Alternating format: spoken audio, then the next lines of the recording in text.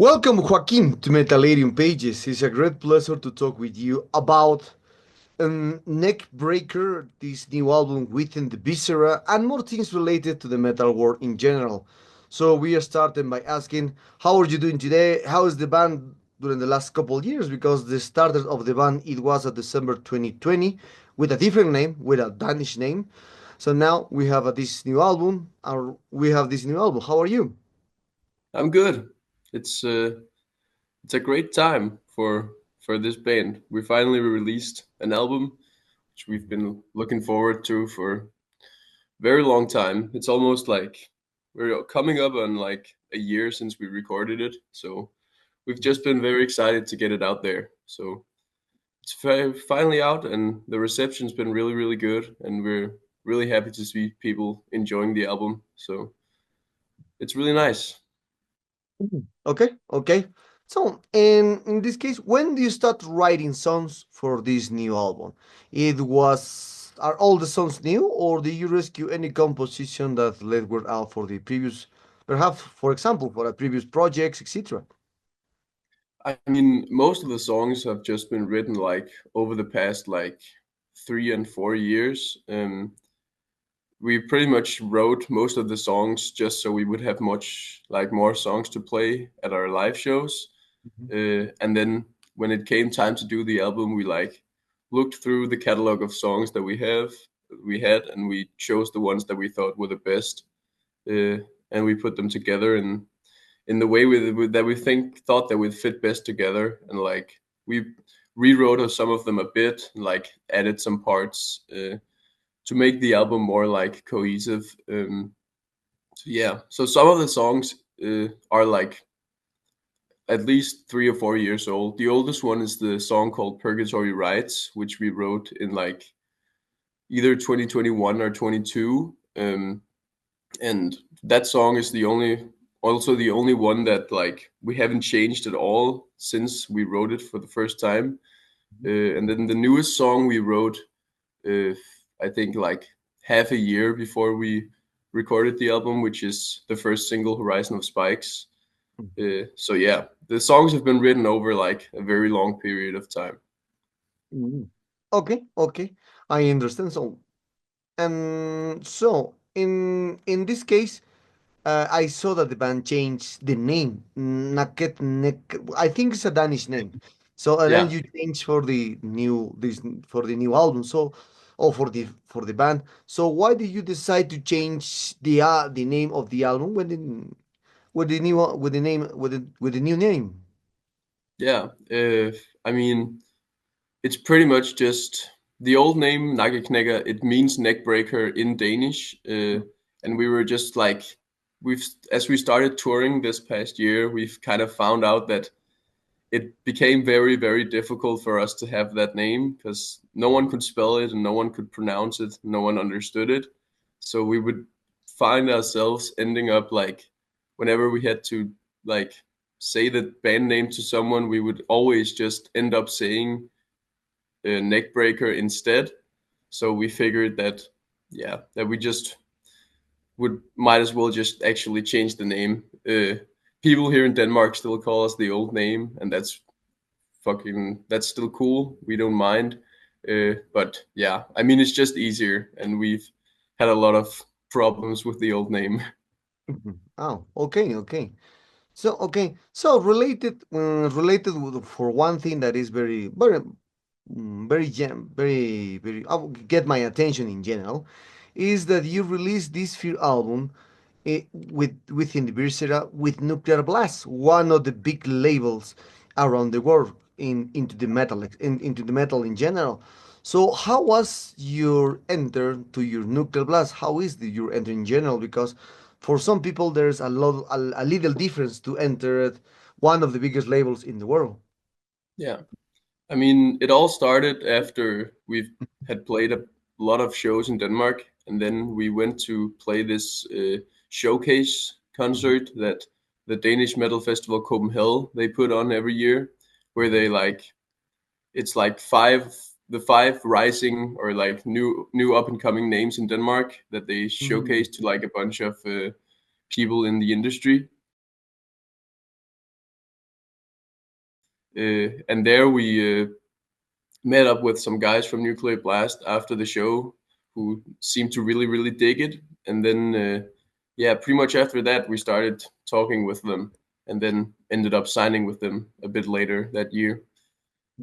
So yeah, there was a bunch of others like that were interested, but from the start we knew that Nuclear Blast would be the right fit for us because we could feel when we talked to them that they really understood what we were going for and like what kind of band we were, and the people there are just our team at Nuclear Blast is just really awesome and like really down to earth and really understand like they really understand metal and like especially the kind of stuff we're going for. Okay, interesting, interesting. So now we're focusing on this, on your style. A lot of people try to, most of, for me, you play death metal, like like I know since the beginning death metal. But for some people, when you read critics or you read a lot of information about this, within the Viscera, the people thinks that you play something mixed with hardcore with group, but I don't know why. So for me, you are playing death metal. So since your point of view, as you are one of the creators of the music, so how will you label the band? Is it a death metal band, or perhaps you still can believe in that the other people say the right? You are playing like something death group hardcore, this or for this kind of topic. Yeah, I mean, there's a lot of we have this discussion ourselves, like what genre we would call it, but I mean, Mhm. it's at least rooted in death metal. We've always looked at ourselves as a death metal band, but I think as we like grew as people and like started listening to a bunch of other music, like hardcore and whatever, that kind of uh, seeped into the music as well. But I still think it's still death metal, but there's a bunch of other influences there. But for me, that just makes it a bit more interesting and like to see where you can take death metal like with other influences. But I'd still say it's death metal. Hmm. Oh, okay, okay. So now talking about the promotion of this new album, what kind of plans do you have for this new album? So perhaps Yeah, you embark in tours, present new videos. What kind of plans in general? yeah.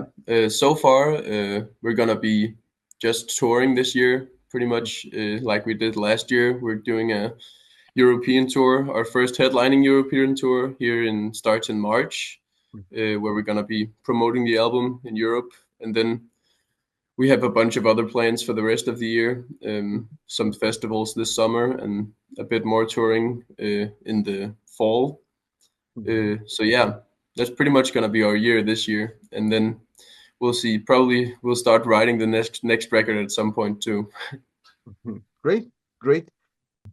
Great, great. So, other thing that I'm checking here is how was the reception for you of the fans of this year's album? Do you read reviews? What's your opinion as a band member about the reviews? How do you take the reviews and everything? So, how was the receiving? How was the receive of this new album? The reviews in general. How do you take the reviews? Do you usually read about this new album, etc.?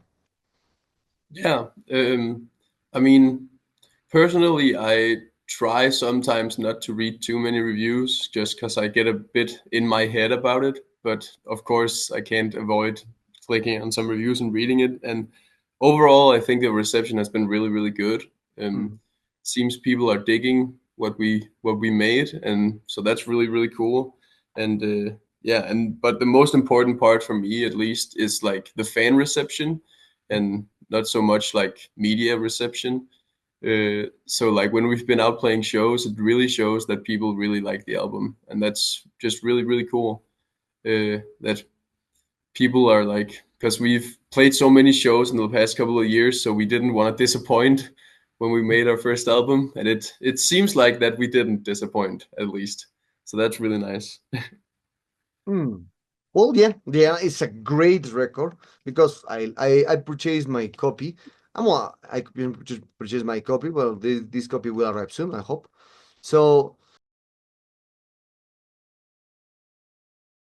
Other kind of question. So, how do you? Well, usually you are use Neckbreakker at this moment is a new band, and I saw during the last 3 years, 3 years that there is a lot of revival in Denmark about old bands, new bands releasing new records and more things, especially with this sound involved with a lot of stuff on old school, let's say old school Danish metal, for because there is a lot of influence for ill disposed, frozen Hell yeah. zone, old bands from your country.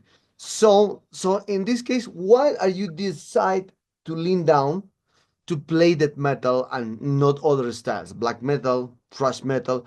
What do you find in that metal that the other styles doesn't have for you? Hmm, that's a really good question. Mhm, Uh, I mean, mhm, for me at least, it was like I think for me when I go to a metal show, I think the most powerful genre to watch live for me has always been death metal. It started all the way back when I saw another Danish band called mhm. Based. I saw them in 2018, I think, in my hometown, and from then pretty much that was like the most like energetic and powerful concert that I had ever seen. So I decided then and there that death metal was going to be the genre that I wanted to play. And I just feel like with death metal, there's a really lot. It's very versatile. Like you can really do a lot with it, and there's a ton of different genres of death metal that all like you can pull influences from all types of places. Uh, but that's not to say I don't like the other genres as well, of course. But I don't know. Death metal has always been the one that caught my attention the most, especially old school death metal. Um, so yeah, when it came time to make a band, it just seemed like everyone was on board with playing death metal. Okay. Okay. So now, how do you see now this moving of the well? Neckbreaker is a new band in the world, and usually you have a lot of competition to see to get attention in the people, especially because as you can see, there are more than I don't know, there are more than 50 releases per weekend. That is impossible to follow. Even we are working as a media, and for us it's impossible to follow each release per weekend because there are too many. That is Yeah, impossible. But at the same time, for us, as hearing a lot of reviews, hearing a lot of music, for us, it's very easy in some ways to select which bands are the best ones to for the year, for the month, because quantity it don't mean there is quality. That's the same, and quality means that you need to select a very small group of bands that are surprised with their music. In this case, this Within the Beers era is a great album. For me, it's a great album, one of the best from the last year, especially in the death metal scene. So, but for you, that you are the creator, for you, what is special thing that this Within the Beers era has compared with a lot of releases per weekend and per year? hmm. That's also a good question. I don't know. We tried to do our best. I think we really wanted the album to be very true to our our roots of playing live, and like so we did the album to sound as live as possible, Mhm. but still of course make it like sound proper. So like it's not recorded to a click, and the drums sound as natural as possible and stuff. I don't know. It's cool to hear that it catches people attention, but I'm not sure to be honest. Mm. Mm. Okay. Now when you are creating this like the not new a new sound. Now you are creating like a new stuff in with this kind of music. Do you think with the sound that we found in this album, we saw or we think that you are involved with the Danish death metal because since the beginning Denmark hasn't original death metal or like the personal sound. Even we have ill disposed, we have Beast now, but Beast has a lot of influence from the Swedish scene. But Yeah. you play like something more. more like the punch in the head or punch on the face. That's kind of Yeah. that metal that appears in the beginning, since ill disposed, since frozen sound, since maceration, etc. etc. And it's gonna. So, do you think now that you are into this death metal movement in Denmark, do you think that there is a sound from Denmark into the death metal? Hmm. That's also a good question. I'm not sure. I feel like in the early 2000s there was probably a sound when like Ill Disposed was really big and stuff. But today there's so many new bands in Denmark, and we're all doing different stuff and playing different type of metal. Personally, we were really influenced by like the American scene and a lot of bands coming up mixing death Mhm. metal with a bit of hardcore, like 200 Step Wounds or Frozen Soul and bands like that. Mhm. Um, but we'll see as the metal scene is really on the rise in Denmark right now. There's so many new bands making new music and like a lot of new bands starting as well. So maybe in a couple of years it'll be more like defined and some sounds will reach to the top. But I don't know. It's a bit scattered right now, I think. Okay, okay. And one of the last questions for this interview, Joaquim. So one of the last questions for this interview, Joaquim. Oh, uh, as you can see, now the world are living like and living in the past, because right now is hearing music just by singles, just for one, two, one song for three. All the songs for this Mm. within the Versa are the great ones. There's no a weak point into this album. It's a great one.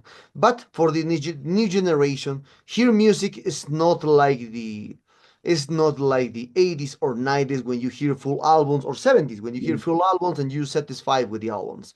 But now the people are returning to the 50s or 40s or 60s when the music is just spread by singles at Yeah. that moment.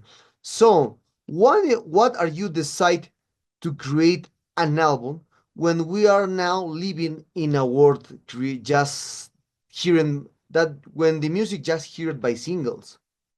Hmm. That's a good question. I don't know. I think as we're really influenced by like the old Mhm. school and like that's how you did it back then. So like to us it always like making an album has always been a really big dream for me.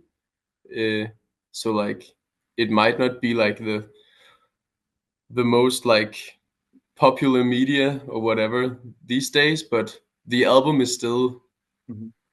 the album is still king to me. Like I still listen to like all the music I listen to is still full albums. I sometimes try to make like playlists with single songs, and I never listen to it because I just want to listen to albums. So as soon as I put on a song from an album, I just want to listen to the rest of the album. So like I don't know, it just made sense to us. I think we're all, at least all of us in the band, we all still listen to albums mostly. Nice, nice. And okay, nice, nice. And one of the last questions for this interview, what kind of influence you are talking about from the influence that you mostly had influence from the American scene. So in this case, what kind of albums or what kind of bands in general, what are your best five albums that motivate to create Neckbreakker? Oh, that's a good question. Mhm. Uh, what motivates to create this album, or what motivates me now? Oh, in general, Neckbreakker or the In album. general, okay. Um, I'd say, I mean, definitely for me at least, it's like Mhm. old Morbid Angel, first of all, like Gateways to Annihilation and the Domination album are some of my favorite death metal albums. Then also, at least in the beginning, we had a lot of influence from the Swedish scene as well. Mhm. So like Bloodbath, Fathomless Mastery is a really favorite album of mine. Mhm. Uh, and then if it's more American stuff and Slave to the Scalpel, the 200 Step Wounds record that came out a couple of years ago. I really liked that one and really inspired me. Um, and then for newer stuff, I've started getting a lot into like more like modern hardcore and like so stuff like Knocked Loose. The record they made last year was I really liked, and also their Tearing the Fabric of Life EP. I also really dig. Yep. Um, and then let's see if I have to pick another one. Um, I mean, if you asked our drummer, he would probably say like either the Black Album by Metallica or some Foo Fighters. That's his favorite drummers. Okay. Uh, even though we made a death metal record, he just really likes that. And I think there's something there to like we try to keep it a bit groovy and stuff, and maybe there's some rock and roll influence in there somewhere. Uh, but like, yeah, I don't know how many albums I said now, but those at least are some. And Great. then gotta say, of course, Based and all pretty much all their releases really inspired us. Uh, Especially for me getting into writing death metal. Their I think it's from 2019, their album Venenum or Venenum that really that came out about the time that I started getting into writing death metal. So that really inspired me and really taught me how to write death metal riffs. Well, Joaquim, we come to the sad moment of this interview. I hope you enjoyed this one like me. This new Within the Beer Era is one of the great albums from 2024. That's why we selected in Metalarium.com like the best revelation artist in December. Great record. Thank you. Congratulations on this. And for this, would you like to add something to your new Latin American fans and obviously Metalerium followers? Yeah. I mean, we have no like concrete plans or any like specific plans to come to Latin America yet, but I will say that we're working on it, and we hope to come tour there someday in the not so distant future. So we no specific plans to come to play there yet, but we're working on it. So we hope when we come there, people will come see us. Great, great.